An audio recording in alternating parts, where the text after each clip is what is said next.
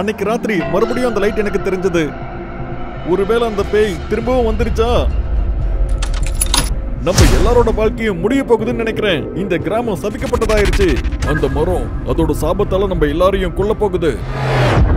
இந்த கிராமமே ரொம்ப பயந்து போயிருக்கு. எல்லா இடத்துலயும் ஒரே ஒரு பேச்சு தான். அந்த சபிக்கப்பட்ட மரம் ஒவ்வொரு ராத்திரியும் அதை மின்னிட்டு இருந்தது.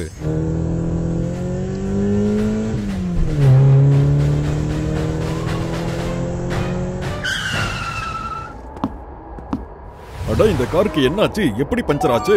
அதுவும் இந்த கிராமத்தோட கேட்டு கிட்டயே வந்து நின்னுடுச்சு. இந்த கிராமத்துக்கு நம்ம தேவை இருக்குன்னு நினைக்கிறேன். நீங்க எல்லாரும் கொஞ்சம் அமைதியா இருங்க. உங்களுக்கு என்னாச்சு? இங்க ஒரு மரம் இருக்கு. அது ராத்திரியில ரொம்ப மின்னிட்டு இருக்கும். அப்புறம் யாராவது அந்த மரத்துக்கிட்ட போனா அவங்களுக்கு ஏதாவது கெடுதல் தான் நடக்குது. சிலர் சொல்றது என்னன்னா, இந்த மரத்துக்கு கீழே ஒரு பேய் இருக்காமா. அது ராத்திரி நேரத்துல வந்து எல்லாத்தையுமே நாசம் பண்ணிக்கிட்டு இருக்கு. டாடி இருக்கிற அந்த பேய் நிஜம்தானா இல்ல யாராவது கதை கட்டுறாங்களா? நீங்க அதை எப்பயாவது பாத்தீங்களா? அந்த கிராமத்தாட்கள் இந்த மூட நம்பிக்கையில எவ்வளவு மூழ்கி போயிருந்தாங்கன்னா, இது உண்மையா இல்ல பொய்யான்னு அவங்களால வேறுபடுத்தி கூட பார்க்க முடியல. மேகுல் அப்புறம் அவங்க டீம் இதை பத்தின உண்மையை தெரிஞ்சுக்க முயற்சி பண்றாங்க.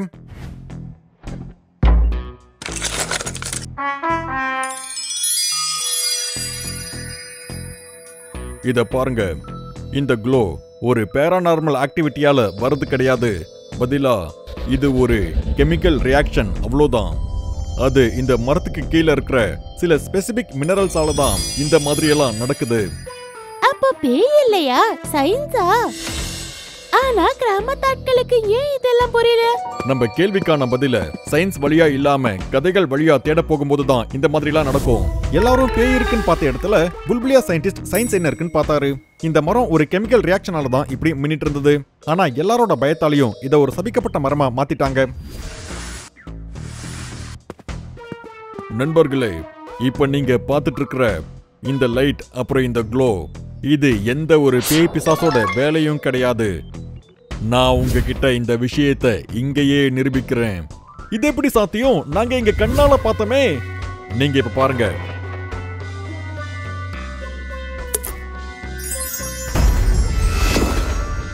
பார்க்கிறதுக்கு என்னமோ அப்படிதான் இருக்கு. அட, இது அதே லைட் தான். சரியா சொன்னீங்க. ஆனா இது எந்த ஒரு பேயோட வேலையும் கிடையாது. இது மினரல்ஸோட ரியாக்ஷன்ஸ், அவ்வளோதான். புல்புலியா அவரோட சயின்ஸ் அப்புறம் லாஜிக்கை வச்சு இதை ப்ரூவ் பண்ணிடுறாரு. அந்த கிராமத்தாட்கள் எதை நினைச்சு ரொம்ப பயந்துட்டு இருந்தாங்களோ அது வெறும் கெமிக்கல் ரியாக்ஷன்ஸ் தானே அவரு ப்ரூவ் பண்ணிடுறாரு. சரி சொல்லுங்க, இங்க பேய் ஏதாவது வந்ததா? இல்ல, இது வெறும் கெமிக்கல் ரியாக்ஷன்ஸ், அவ்வளோதான். அப்படின்னா இத்தனை நாள் நாங்க தேவையில்லாம பயந்துருக்கோமா? இதெல்லாம் வெறும் கெமிக்கல் ரியாக்ஷன்னா அப்போ அந்த ஆத்துக்கிட்ட போறது, அந்த ஆத்துக்கிட்ட யார் போனாலும் அவங்களுக்கு உடம்பு சரியில்லாம போகுது. ஆமா, அப்புறம் அங்க குளிக்க போனவங்க யாரும் எப்பவும் திரும்ப வந்ததே கிடையாது. கிராமத்தாட்களோட மனசுல இருந்து ஒரு பயம் போயிருந்தது. ஆனா அவங்கள பயன்படுத்துற மாதிரி இன்னும் சில மூட நம்பிக்கைகள் அவங்க மனசுல இருக்கு. இப்ப இவங்களோட அடுத்த மிஷனுக்கான நேரம். இந்த ஆறு சபிக்கப்பட்டது. போன மாசம் ஒருத்தர் இங்க குளிக்கிறதுக்காக வந்திருந்தாரு. அப்புறம் அவர் திரும்ப வரவே இல்லை. யாரெல்லாம் இந்த ஆத்துக்கு வந்து குளிக்கிறாங்களோ அவங்க எல்லாருக்கும் உடம்பு சரியில்லாம போகுது. இந்த ஆறு காவு வாங்க தான் காத்துக்கிட்டு இருக்கு. காவா? இந்த ஆத்த பத்தி கிராமத்தாட்கள் இது சபிக்கப்பட்டது அப்படின்னு சொல்றாங்க. ஆனா நிஜமாவே இந்த ஆறு இவ்ளோ பயங்கரமானதா? இல்ல இதுக்கு பின்னாடியும் ஏதாவது ஒரு சயின்டிபிக் ரீசன் இருக்கா? இந்த ஆத்தோட தண்ணி ஏன் விசித்திரமா இருக்கு? எல்லாருக்கும் உடம்பு சரியில்லாத மாதிரி இதுல என்ன இருக்கு? எனக்கு தெரிஞ்சு இந்த ஆத்துல ஏதோ பொல்யூட்டன்ஸ் இருக்குன்னு நினைக்கிறேன். இத பார்க்க நேச்சுரலா தெரியல. ஒரு தடவை நாம இந்த தண்ணியை அனலைஸ் பண்ணி பார்க்கிறது நல்லது. இங்க பாருங்க, இந்த ஆத்தோட தண்ணியில இண்டஸ்ட்ரியல் பொல்யூட்டன்ஸ் மிக்ஸ் ஆயிருக்கு. அதுதான் எல்லாருக்கும் உடம்பு சரியில்லாம போக காரணம். அப்புறம் யாரெல்லாம் இங்க வந்து குளிக்கிறாங்களோ அவங்க எல்லாருக்கும் இந்த கெமிக்கல்ஸால தான் ஸ்கின் ப்ராப்ளம்ஸ் அப்புறம் இன்ஃபெக்ஷனும் ஆயிருக்குன்னு நினைக்கிறேன். அப்போ காணாம போன அந்த ஆளு நதியில மூழ்கி இருப்பாருன்னு நினைக்கிறேன். அதான் அவர் திரும்ப வரவே இல்லை. சபிக்கப்பட்டதுன்னு அந்த கிராமத்தாட்கள் நினைச்ச அந்த ஆறு அது மனுஷங்களோட தப்பால நடந்த ஒண்ணு. அவங்களோட மூட நம்பிக்கையால தான் அவங்களுக்கு இது தெரியல. ஆனா சயின்ஸ் இதோட உண்மையான காரணத்தை காமிச்சிடுச்சு. கிராமத்தாட்களே, இது எந்த ஒரு சாபத்தாலையும் இல்ல, பொல்யூஷனால தான் இப்படி ஆயிருக்கு. நாம இதை கிளீன் பண்ணணும், அப்பதான் இது மறுபடியும் சேஃப் ஆகும்.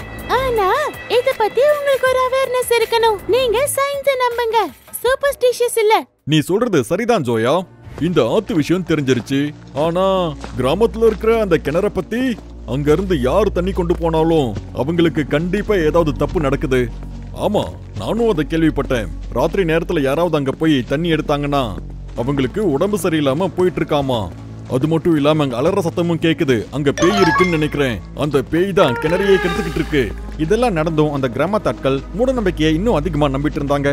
இப்ப டீம் டிடெக்டிவ்ஸ்க்கு இன்னொரு புது சேலஞ்ச். கிராமத்தோட ஹாண்டட் வெல்ல என்ன இருக்குன்னு பாக்குறது.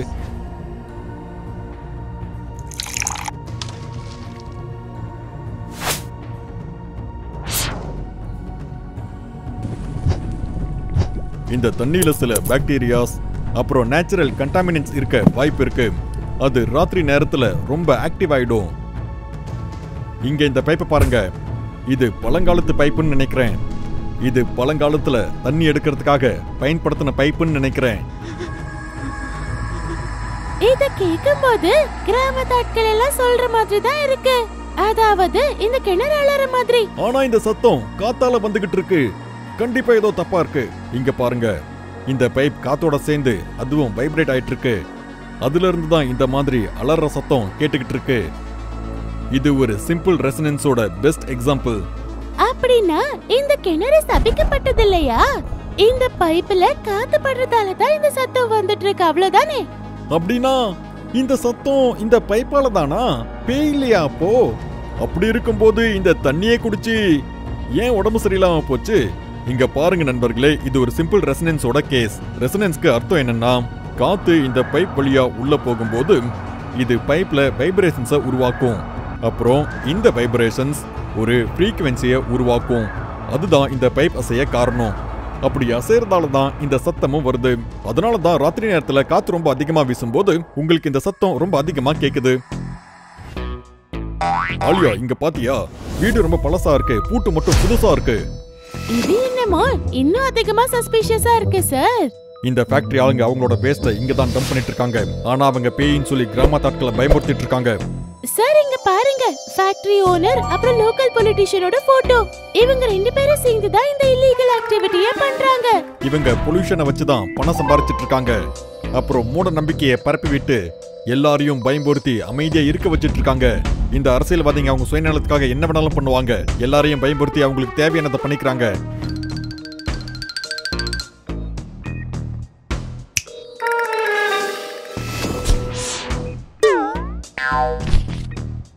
நாம இவங்களுக்கு எதிராக ஒரு பக்கா ப்ரூஃப் ரெடி பண்ணி ஆகணும். ஈஸியா சொன்னாலும் இவங்க கேட்டுக்க மாட்டாங்க.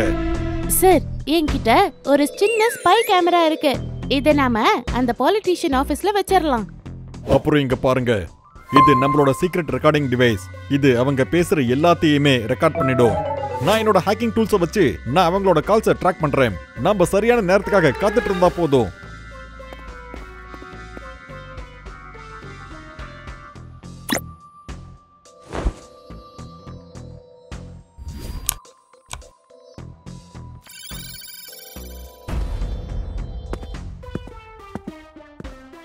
நாம எவ்வளவு நல்லா ஏமாத்திட்டு இருக்கோம்னு இந்த கிராமத்தாட்களுக்கு எப்பவும் புரியாது.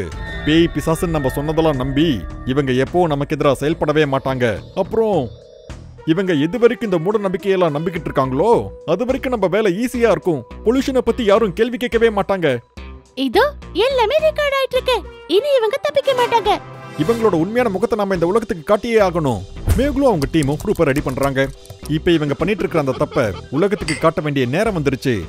கிராமத்தாட்களுக்கு உண்மை என்னன்னு புரிய வைக்க வேண்டிய நேரம் வந்துருச்சு. நாம உங்களுக்கு புரிய வைக்கலாம். சார், யூடியூப்ல வீடியோஸை போட்டுறவா?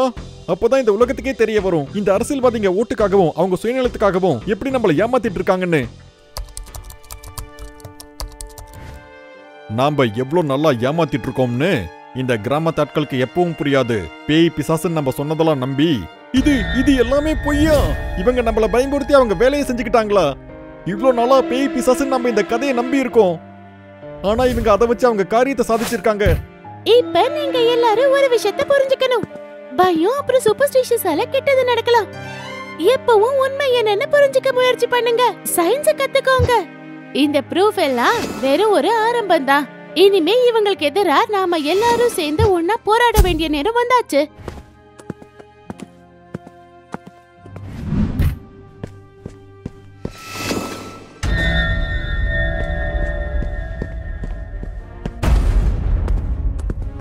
இங்க பாருங்க கிராமத்தாட்களே, நாங்க உங்களுக்கு உதவி பண்ணதான் முயற்சி பண்ணோம். உதவியா? நீங்க உங்களை பத்தி மட்டும்தான் யோசிச்சிருக்கீங்க. இவங்க பயத்தை நீங்க உங்களுக்கு சாதகமா பயன்படுத்திருக்கீங்க. இப்ப உண்மை என்னன்னு தெரிஞ்சிருச்சு. இனிமே உங்களுக்கான பனிஷ்மெண்ட் கிடைச்சே ஆகணும். பயம் அப்புறம் மூட நம்பிக்கையால இவங்களை ஏமாத்தி வச்சிருந்தீங்க. இப்ப நீங்களே வந்து மாட்டிக்கிட்டீங்க. கிராமத்தாட்கள் அவங்க ரைட்ஸ்க்காக சண்டை போட தயாராயிட்டாங்க.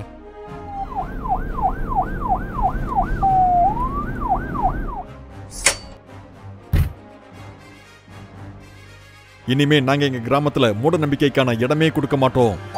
சயின்ஸ் அப்புறம் லாஜிக்கை வச்சுதான் நாங்க இனிமே எங்க வாழ்க்கையை வாழ்வோம்.